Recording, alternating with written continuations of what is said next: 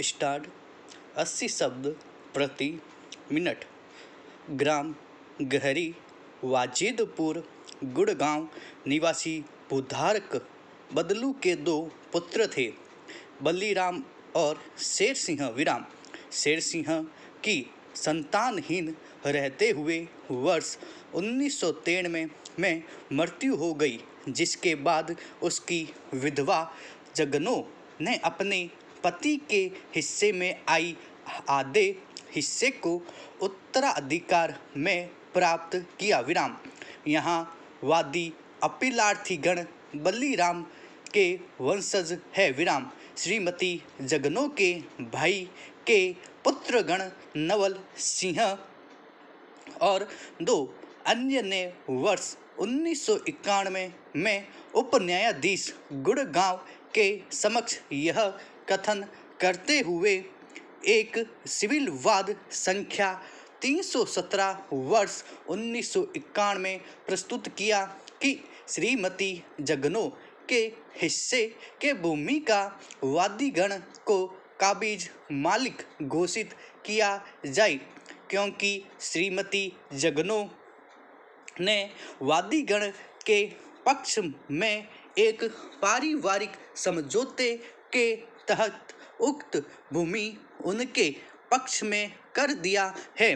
विराम वाद के कथनों का स्वयं श्रीमती जगनो ने लिखित कथन एवं अपने साक्ष्य के द्वारा भी समर्थन स्वीकृति प्रदान किया। विराम अतः विचारण न्यायालय ने अपने निर्णय और आज्ञप्ति दिनांक 19/8/1991 के द्वारा भूमि के आधे हिस्से का वादीगण को काबिज मालिक घोषित करते हुए एक सहमति आज्ञप्ति पारित किया।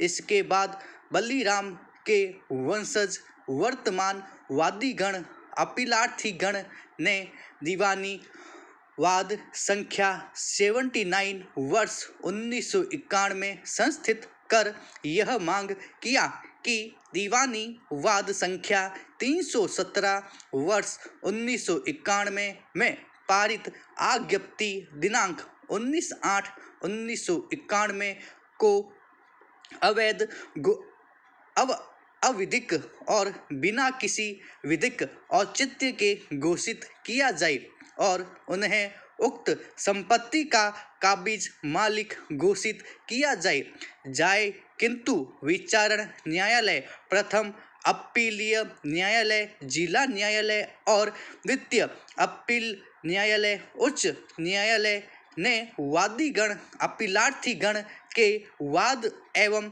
अपील को निरस्त कर दिया। विराम अतः वादीगण अपीलार्थीगण ने यह अपील प्रस्तुत किया। विराम वादी प्रतिवादी अपीलार्थीगण प्रति उत्तरदाता के विद्वान अधिवक्ताओं के तर्कों एवं अवर न्यायालयों के निष्कर्षों के आधार पर उच्चतम न्यायालय ने विचार के लिए अन्य प्रश्नों के साथ निम्न प्रश्न विरचित किया। विराम पहला, क्या प्रतिवादी संख्या 1 से 3 प्रतिवादी संख्या 4 श्रीमती जगनो के लिए अपरिचित थे, जो उसे प्रतिवादी संख्या 1 से 3 के साथ कोई पारिवारिक समझौता करने से निरोग्य बनाता है? विराम पहला, कोई विवाद नहीं है कि वाद संख्या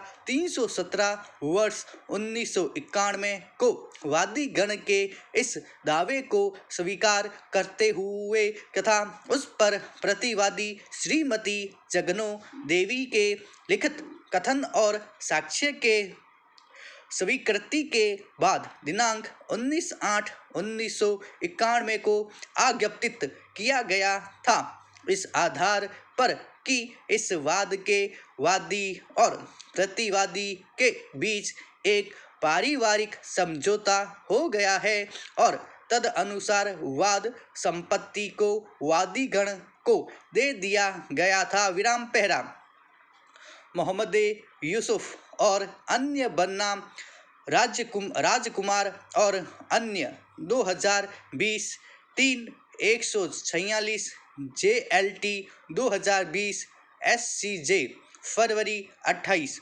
के मामले में इस न्यायालय ने अभी निश्चित किया कि अधिनियम 1908 की धारा 17(2)(5) के प्रभाव के समझौते के आधार पर न्यायालय के द्वारा पारित आज्ञप्ति का पंजीयन आवश्यक नहीं है विराम।